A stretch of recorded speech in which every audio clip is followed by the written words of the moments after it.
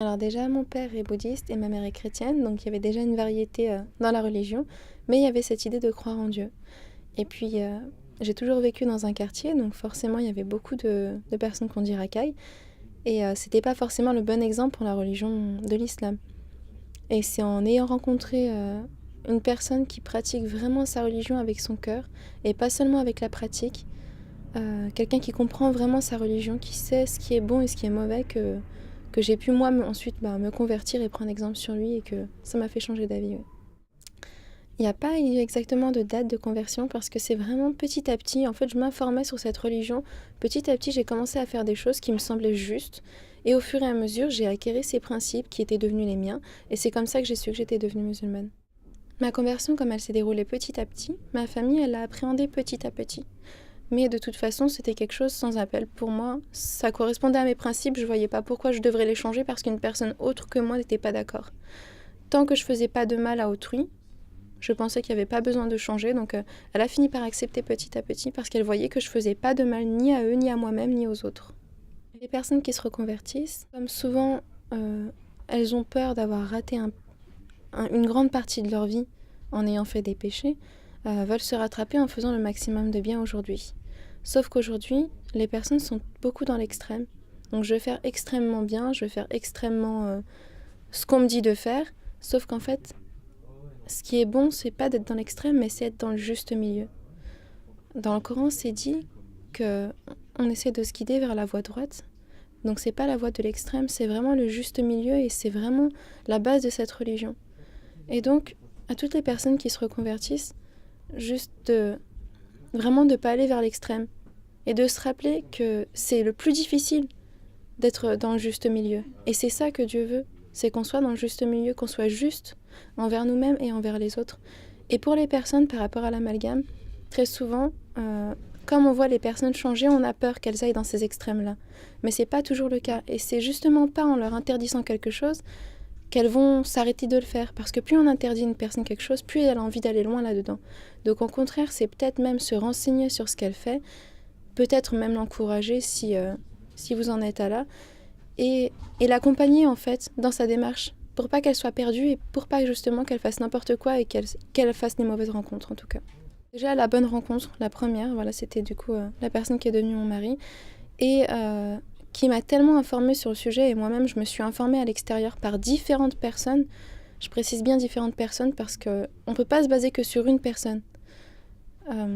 Il faut lire des hadiths, il faut lire le Coran, il faut connaître le contexte de sa religion, et c'est vraiment en s'informant le plus possible avec différents biais qu'on finit par savoir soi-même ce qui est bon ou ce qui est mauvais, et toujours rester accroché à ses propres principes.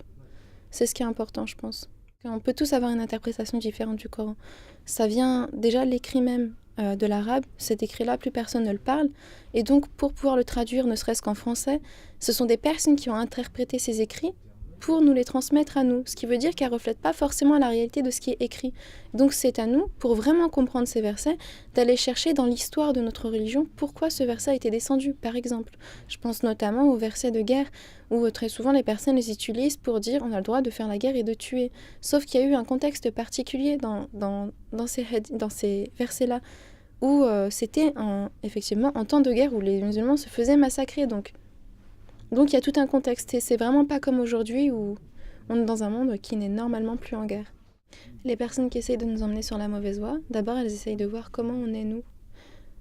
Je pourrais pas dire que cette personne faisait partie du mauvais groupe, mais en tout cas j'ai senti que certaines personnes m'interrogeaient sur mes principes, notamment sur le suicide, sur la guerre entre ceux qui sont religieux, pas religieux, sur la Trinité, sur l'acceptation de l'autre et tout ça.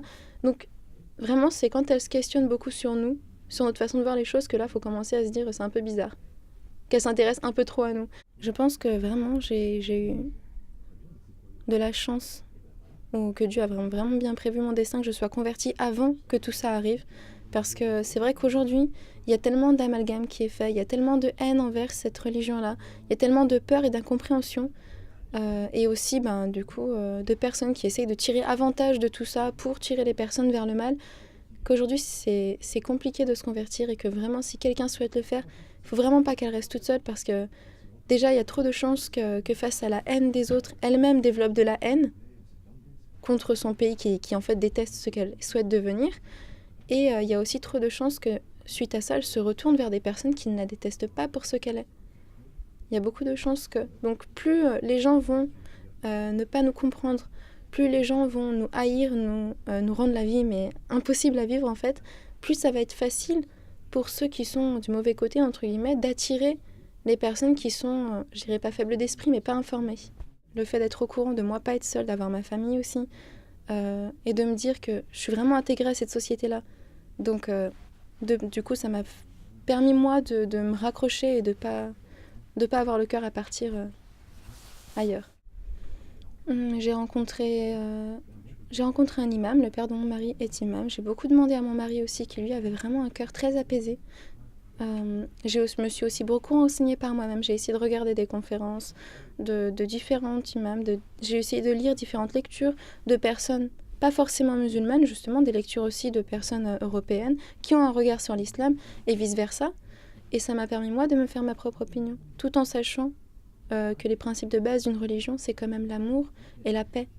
L'islam, en fait, est tellement diabolisé qu'il y a effectivement plus de peur. Pour exemple, j'ai fait un stage où je n'étais pas voilée, et lorsque je sortais, je remettais mon voile. Une bénéficiaire de la structure m'a ensuite vue voilée et a pleuré et m'a dit « C'est dommage que tu sois musulmane ». Qu'est-ce qu'elle entendait par là, d'après toi ? C'est dommage que tu sois horrible, en fait. Puisque pour elle, être musulman, c'est être monstrueux. À l'époque, je portais pas le voile, je l'ai porté il y a peu de temps. Ça fait partie des choses qui sont très difficiles de savoir si je le porte ou pas pour postuler. Parce que ça fait partie des valeurs que je porte, de le porter. Et en même temps, aujourd'hui, c'est très mal vu. Alors même si c'est pas interdit légalement de le porter dans des milieux privés, ni même d'ailleurs dans la vie quotidienne, la plupart des personnes souhaitent qu'il ne soit pas porté. Mais en fait, tant que je n'abandonnerai pas ma religion, ces personnes-là, elles n'arrêteront pas de me demander de changer. Donc vraiment, c'est difficile aujourd'hui de savoir où est-ce que je m'adapte à eux, où est-ce que j'arrête de m'adapter. C'est la limite en fait que je dois tracer entre ma religion et la société, aujourd'hui qui est très difficile à vivre.